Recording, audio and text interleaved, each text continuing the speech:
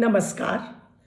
विवेकानंद की कहानी रानी की ज़ुबानी में रानी शर्मा आप सभी का स्वागत अभिनंदन करती हूँ और बहुत बहुत आभार व्यक्त करती हूँ कि ये हमारी 8वीं श्रृंखला है जिसमें हम अभी तक नरेंद्र के जन्म, बालपन, किशोर अवस्था और उनके बारे में बहुत कुछ हमने उनके विचार जाने, उनके बारे में हमने बहुत कुछ जाना और उनके जो विचार हैं वो इतने महत्वपूर्ण हैं कि अगर हम उन्हें अपनी ज़िंदगी में ग्रहण करें तो हमारा जीवन भी सफल हो जाए।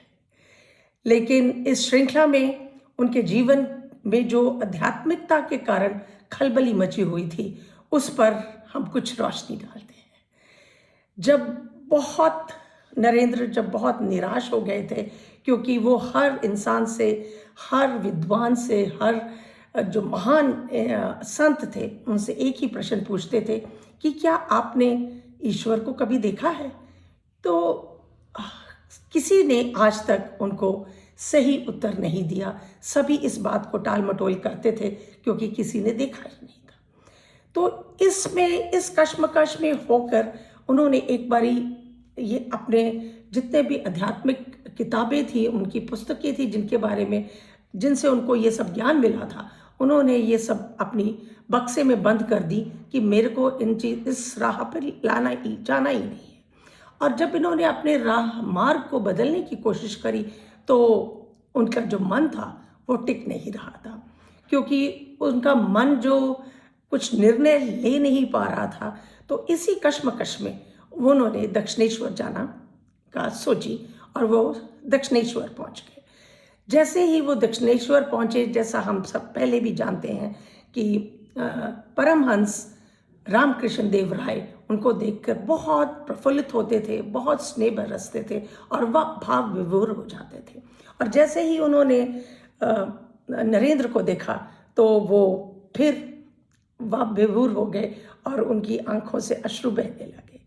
लेकिन उनके जो नरेंद्र थे, उनके मन में जो प्रश्न थे वो बहुत भावुक और बहुत ज़्यादा उमड़ रहे थे। तो उन्होंने परमहंस को सीधा प्रश्न किया और वो जो प्रश्न था बहुत तीक्ष्ण था और लेकिन उन्होंने किसी चीज़ के लिए उन्होंने पहले कुछ देखा नहीं। उन्होंने सीधा जाके परमहंस से ये प्रश्न पूछा कि आपने ईश्वर के दर्शन किए हैं क्या? परमहंस ने कहा, हाँ, मैंने साक्षात ईश्वर के दर्शन किए हैं, ठीक उसी तरह जिस तरह मैं आपको देख रहा हूँ। और ईश्वर के दर्शन अगर तुम करना चाहो तो वो भी संभव है। तो इस बात पे नरेंद्र बहुत अचंभित हुए कि आज तक किसी ने उनको ये नहीं कहा कि उन्होंने ईश्वर के दर्शन किए हैं और ये परमहंस हमें कह रहे हैं कि उन्होंने ईश्वर के दर्शन इस तरह से किए जैसे वो मेरे को देख रहे हैं। तो उन्होंने कहा कि क्या ये संभव है? तो परमहंस जी ने कहा कि ये असंभव भी नहीं है लेकिन कठिन जरूर है। इस बात पर वो बहुत अचंभित तो हुए ही और उन्होंने परमहंस जी ने कहा कि आपको कुछ नियमों का पालन करना पड़ेगा और इसमें अचंभित होने वाली कोई बात नहीं है। पर नरेंद्र को इस बात पर विश्वास नहीं हो रहा था और उनको ये लग रहा था कि किस तरह से परमहंस ने एकदम से कह दिया कि उन्होंने ईश्वर के दर्शन किए हैं। तो लेकिन उनके मन में अभी भी बहुत संदेह थे और अभी भी वो परमहंस जी को गुरु नहीं मान सक रहे थे। उनके मन से ये आवाज़ आ ही नहीं रही थी कि मैं इनको एक अपना गुरु मानूं। लेकिन परमहंस जानते थे कि ये एक अच्छा शिष्य है, उसका एक गुण है कि संदेह करना हर एक चीज़ के लिए, हर एक बात को एकदम से मान लेना ठीक नहीं होता। तो उनको लगा कि ये एक अच्छे शिष्य के गुण है। लेकिन परमहंस ये भी जानते थे कि उन्होंने एक पथ सुझाव दिया है, अब पथिक को उस संदेह पथ पर चलना बाकी है क्योंकि परमहंस उनको देख पा रहे थे कि वो इस दुनिया में आए हैं एक अपने पूरे दुनिया का कल्याण करने के लिए, संसार का कल्याण करने के लिए। तो जब उनका मन इस बात को नहीं मान रहा था, उनके मन में बहुत व्यथाएं थी, और फिर वो वहाँ से चले गए। उन्होंने इस बात पर कोई तर्क नहीं किया, उन्होंने कुछ नहीं कहा, लेकिन वहाँ से चले गए और कुछ समय तक वो दक्षिणेश्वर आए ही नहीं। इस पर परमहंस बहुत विचलित हुए कि अब इसके मन में क्या चल रहा है, उनको मालूम नहीं था। तो उन्होंने सोचा कि अगर शिष्य नहीं आ रहा मेरे पास तो मैं ही उसके पास चला जाता हूँ, और उन्होंने स्वयं वहाँ पर पहुँच गए। ब्रह्म समाज की यज्ञ वेदी उस टाइम प्रज्वलित थी, और आचार्य वेदी के पास बैठे व्याख्यान कर रहे थे, और नरेंद्र आचार्य के पास बैठे थे। परमहंस ने यज्ञ वेदी के पास आकर रुके और इधर उधर देखने लगे, और जैसे ही उन्होंने नरेंद्र को देखा, वो फिर भाव विभोर होकर नरेंद्र की ओर बढ़े। लेकिन आश्चर्य की बात यह है कि वहाँ पर आर्य ब्रह्म समाज में जो भी इतना महान विद्वान सतगुरु का आगमन हुआ है, किसी ने उनका स्वागत नहीं किया, आदर नहीं किया, और कई लोगों ने तो नाक मुंह सिंघोड़ कर इधर वहाँ से निकल गए। परंतु परमहंस इतने निर्भीक थे, और उनको तो सिर्फ नरेंद्र दिख रहे थे, और वो भाव विभोर होके वहीं पर समाधि में बैठ गए। वहाँ के जो लोग थे उन्होंने इसको एक हस्तक्षेप समझा और वहाँ की लाइटें बंद कर दी। इससे वहाँ पर जो लोग आए हुए थे उनमें हफड़ा थपड़ी हो गई, और नरेंद्र ने किसी तरह से परमहंस जी को वहाँ से निकाला और उन्हें वापस दक्षिणेश्वर भेज दिया। इसके बाद नरेंद्र को बहुत बुरा लगा इस बात का, जब उनको ये अनिष्ट व्यवहार जो ब्रह्म समाज ने परमहंस के प्रति किया था, वो उनको बिल्कुल अच्छा नहीं लगा। लेकिन उनको इस बात का भी एहसास था कि वो वहाँ पर सिर्फ मुझे नरेंद्र को ही मिलने गए थे, तो उन्होंने उनकी जो अनिष्ट व्यवहार हुआ था उसका कारण अपने आप को समझा, और उन्होंने इस बात पर सबके आगे विचार रखे ब्रह्म समाज में, और उन्होंने कहा कि अगर आपके विचारों में मतभेद है तो इसका मतलब ये नहीं है कि एक महान विद्वान का अनादर किया जाए। अगर वो वहाँ पर प्रस्तुत हुए थे तो हमारा उनको आदर सत्कार देना बहुत ज़रूरी था, और ये होना चाहिए था। और लेकिन ब्रह्म समाज के लोग थे, वो इस बात पर उन्होंने ये स्वीकृति नहीं दी कि वो कोई गलत हुआ है। इस बात पे नरेंद्र को वहाँ अच्छा नहीं लगा, और उन्होंने वहाँ पर आना जाना छोड़ दिया, और फिर वो कुछ समय बाद दक्षिणेश्वर गए, और उन्होंने सोचा कि अब मैं वहाँ पर रहकर वहाँ पर बैठ जाऊँगा और वहाँ रहूँगा, और मैं परमहंस जी के बारे में कुछ और ज्ञान प्राप्त करना चाहते थे। लेकिन गुरु की जो परीक्षा है, अब गुरु परीक्षा नहीं ले रहे, अब शिष्य परीक्षा ले रहे हैं। ये भी बहुत खूब बात हो गई। गुरु परीक्षा के कारण आश्रम प्रवास नरेंद्र ने शुरू किया, और वहाँ पर जो उनके शिष्य थे परमहंस जी के, उनको ये बात अच्छी नहीं लग रही थी, क्योंकि नरेंद्र जो हमेशा यही कहते कि आप जो सामने हो, जो अंदर से हो, वही सामने रखो। आपके दो व्यवहार ठीक नहीं है, क्योंकि जो शिष्य थे वो गुरु के सामने कुछ और जग के सामने कुछ और थे।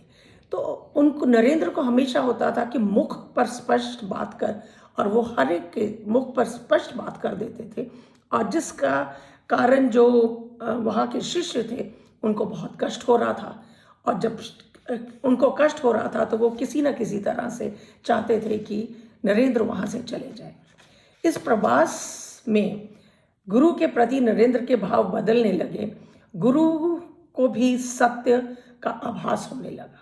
जब वो कुछ समय के लिए नरेंद्र वहाँ पर रहे आश्रम में, उनको गुरु अपने परमहंस जी के बारे में कई बातें, और उनकी जो सत्यता था, सत्य बोलने का, और जो उनका एक बिल्कुल सरल स्वभाव था, उसके बारे में उनको पता चला।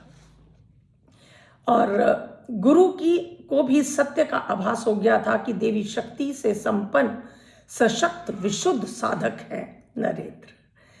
और परमहंस जिसको संसार, हमेशा परमहंस यही सोचते थे कि संसार इनकी प्रतीक्षा कर रहा है, लेकिन दिव्य परमहंस अपनी इस प्रिय शिष्य को कुछ अद्भुत अनुभूतियों से परिचित कराना चाहते थे, लेकिन ऐसा कोई मौका मिल ही नहीं रहा था, क्योंकि अभी भी गुरु और शिष्य का जो एक मेल होता है या एक रिश्ता होता है वो अभी तक बन नहीं पाया था। नरेंद्र ने गुरु परमहंस जी बहुत श्रद्धा थी उनके प्रति, उनका बहुत सत्कार करते थे, लेकिन अभी भी उनका जो मन था वो उनको स्वीकृति नहीं दे पा रहा था कि हाँ, ये मेरे गुरु हो सकते हैं। परमहंस इस बात को बहुत खूब जानते थे कि उनका मन नहीं स्वीकार कर रहा उनको, तो क्षमा करें, उनकी हंस को उनकी क्षमताओं का पता था, उनके प्रश्नों जो उनके मन में प्रश्न उड़ रहे हैं, नरेंद्र के मन में प्रश्न उड़ रहे हैं, वो किस तरह से छिन्न भिन्न हो सकते हैं, ये बात भी परमहंस को पता थी। लेकिन परमहंस उनको एक पथ दिखाना चाहते थे और चाहते थे कि वो स्वयं उस पथ को जाने और उस पथ पर चले। वो उनके साथ कोई जोर जबरदस्ती नहीं करना चाहते थे, लेकिन वो उनको ऐसी अनुभूतियाँ जरूर करवा रहे थे धीरे धीरे। तो फिर जब नरेंद्र कुछ समय के लिए दक्षिणेश्वर छोड़ कर चले गए और कुछ समय 2 महीने बाद वो वापस आए, तो जैसे ही वो आते थे तो हमको मालूम है कि परमहंस उनको देख के बहुत भाव विभोर हो जाते थे और स्नेह से उनसे लिपट जाते थे। और उन्होंने नरेंद्र को पकड़कर अंदर लेके गए, एक कक्ष में लेके गए, वहाँ पर एक तख्त था, वहाँ पर बिठाया उनको अपने पास। और जैसे ही नरेंद्र उनके सामने बैठे तो उनका जो परमहंस जी का दाहिना पैर का अंगूठा परमहंस नरेंद्र को लगा। उनको जैसे ही वो लगा, उनका जो मस्तिष्क है उसमें जो एक अलग तरह की तरंगे उठी, उनको ऐसे लगा जैसे उल्कापात हुआ है। उन्हें लगा कि लाखों हजारों उल्का पिंड तेज प्रकाश के साथ उनको उनके मन मस्तिष्क पर टूट टूट कर बिखर रहे हैं। उनको एक अद्भुत सी अनुभूति हुई, उनकी आंखें खुली थी और जो घटित हो रहा था उनको स्पष्ट दिख रहा था। ये एक ऐसी अनुभूति है जिसका वर्णन करना बहुत मुश्किल है, लेकिन जो नरेंद्र ने अपनी पुस्तक में लिखा है कि मेरे को ऐसे लगा कि हजारों लाखों इतनी रोशनी थी उस वक्त पे कि मैं उस रोशनी को बर्दाश्त नहीं कर सक रहा था। और उनको जो हो रहा था, जो घटित हो रहा था, वो अपनी आंखों से देख रहे थे और एक महान शून्य प्रकट हो रहा था जिससे सब कुछ ऐसे लग रहा था सब कुछ उसमें समा जाएगा। और नरेंद्र अपने को एक कण सा महसूस कर रहे थे कि, और वो उनको लग रहा था कि जैसे मैं इसके अंदर डूबता चला जा रहा हूँ।